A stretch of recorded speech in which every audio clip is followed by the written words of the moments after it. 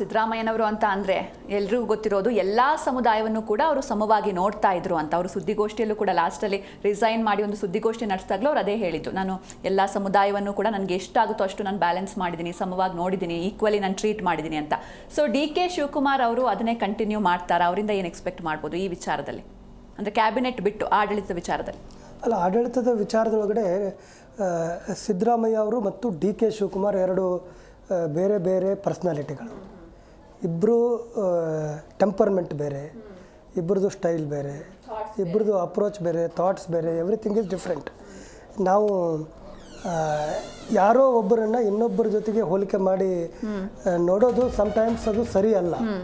ಈಗ ಸಿದ್ದರಾಮಯ್ಯನವರ ರೀತಿ ಒಳಗಡೆ ನಾವು ಸಿದ್ದರಾಮಯ್ಯನವರ ಕನ್ನಡಕ ಹಾಕ್ಕೊಂಡು ನಾವು ಡಿ.ಕೆ. ಶಿವಕುಮಾರ್ ಅವರನ್ನು ನೋಡಲಿಕ್ಕೆ ಆಗಲ್ಲ. ಡಿ.ಕೆ. ಶಿವಕುಮಾರ್ ಅವರು ಸ್ವಲ್ಪ ಡಿಫ್ರೆಂಟ್ ಆಗಿ ರಾಜಕಾರಣವನ್ನು ಮಾಡ್ತಾರೆ. ಅವರು ಸ್ವಲ್ಪ ಡಿಸೈಸಿವ್ ಲೀಡ್ರು. ಅವ್ರು ಯಾವುದೇ ವಿಚಾರದೊಳಗಡೆ ತೀರ್ಮಾನವನ್ನು ಮಾಡಲಿಕ್ಕೆ ಹಿಂದೆ ಮುಂದೆ ನೋಡೋದಿಲ್ಲ ಮತ್ತು ಅದರ ಕನ್ಸಿಕ್ವೆನ್ಸಸ್ಸನ್ನು ಎದುರಿಸಲಿಕ್ಕೆ ಅವರು ರೆಡಿ ಇರ್ತಾರೆ. ಇವರು ಯಾರು ಸಿದ್ದರಾಮಯ್ಯನವರು ಭಾಳ ಸೀಸನ್ಡ್ ಪಾಲಿಟಿಷಿಯನ್. ಅವರ ಅಪ್ರೋಚು, ಅವರ ಸ್ಟೈಲು, ಅವರ ಎಲ್ಲರದ್ದು ಜೊತೆಗಿನ ಕನ್ಸಲ್ಟೇಷನ್ನು, ಎಲ್ಲರನ್ನೂ ವಿಶ್ವಾಸಕ್ಕೆ ತೆಗೆದುಕೊಳ್ಳೋದು, ಇದು ಅವ್ರದ್ದು ಸ್ಟೈಲು ಬೇರೆ. ಸಿದ್ದರಾಮಯ್ಯನವರು ಯಾವ ರೀತಿ ಮಾಡಿದ್ರು ಅದೇ ರೀತಿ 100ಕ್ಕೆ 100 ಇವರು ಮಾಡ್ತಾರೆ ಅಂತ ಹೇಳಕ್ಕೆ ಬರಲ್ಲ. ಇವ್ರ ಸ್ಟೈಲ್ ಬೇರೆ ಇದೆ, ಡಿ.ಕೆ. ಶಿವಕುಮಾರ್ ಅವರ ಸ್ಟೈಲ್ ಬೇರೆ ಇದೆ. ಅದರ ಅರ್ಥ ಇವರು ಯಾರ ಜೊತೆಗೂ ಕನ್ಸಲ್ಟೇಷನ್ ಮಾಡಲ್ಲ ಅಂತಲ್ಲ, ಕನ್ಸಲ್ಟೇಷನ್ ಮಾಡ್ಬೋದು. ಬಟ್ ಇವರು ಭಾಳಷ್ಟು ಡಿಸೈಸಿವ್ ಆಗಿ, ಅಗ್ರೆಸಿವ್ ಆಗಿ ತೀರ್ಮಾನಗಳನ್ನು ಕೈಗೊಳ್ತಾರೆ ಇವರು ಅಂತ ನನಗೆ ಅನಿಸುತ್ತೆ.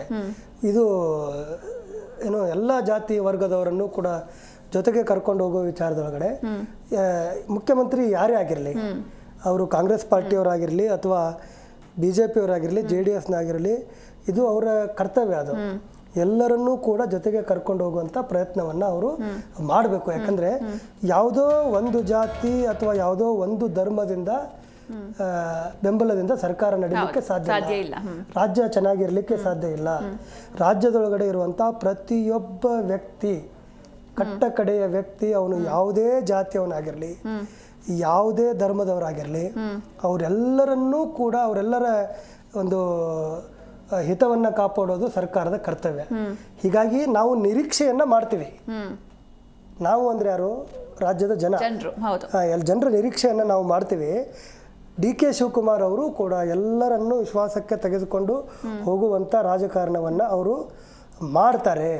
ಸಾಮಾಜಿಕ ನ್ಯಾಯವನ್ನು ಗಮನದೊಳಗಡೆ ಇಟ್ಕೊಂಡು ಕೆಲಸವನ್ನು ಮಾಡ್ತಾರೆ, ಮಾಡಬೇಕು, ಯಾರೇ ಆದರೂ ಮಾಡಬೇಕು. ಇವರು ಕೂಡ ಮಾಡ್ತಾರೆ ಅಂತ ನಾವು ನಿರೀಕ್ಷೆಯನ್ನು ಇಟ್ಕೋಬೋದು. ಮುಂದಿನ ದಿನಗಳಲ್ಲಿ ಏನೆಲ್ಲ ಆಗತ್ತೆ, ಏನು ಬೆಳವಣಿಗೆಗಳಾಗ್ತವೆ, ಯಾವ ರೀತಿ ಅವರು ಅಧಿಕಾರ ಇರ್ತದೆ, ಯಾವ ರೀತಿ ಅವರ ಆಡಳಿತ ಇರುತ್ತೆ ಅಂತ ಮುಂದಿನ ದಿನಗಳಲ್ಲಿ ನಮಗೆ ಗೊತ್ತಾಗುತ್ತೆ.